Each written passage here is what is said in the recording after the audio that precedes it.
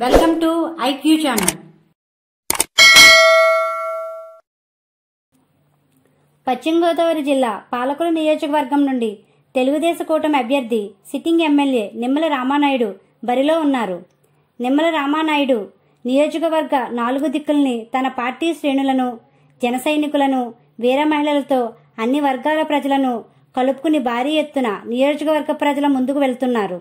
స్థానికంగా మంచి బలమైన అభ్యర్థిగా పేరు తెచ్చుకున్న నిమ్మల రామానాయుడిని ఓడించడానికి వైఎస్ఆర్సీపీ పార్టీ అభ్యర్థి గుడాల గోపీకి కష్టసాధ్యమని రాజకీయ విశ్లేషకుల అంచనా. నిమ్మల రామానాయుడు బలానికి జన సైనికులు తోడవడంతో టీడీపీ మరింత బలంగా నిలిచింది.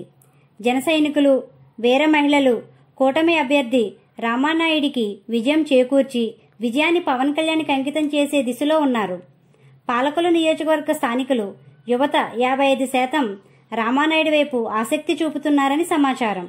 ఏది ఏమైనప్పటికీ నియోజకవర్గ ప్రజలు ఎవరికి పట్టం కడతారో వేచి చూద్దాం. మా వీడియో కానీ మీకు నచ్చినట్లయితే లైక్ చేయండి, షేర్ చేయండి, కామెంట్ చేయండి.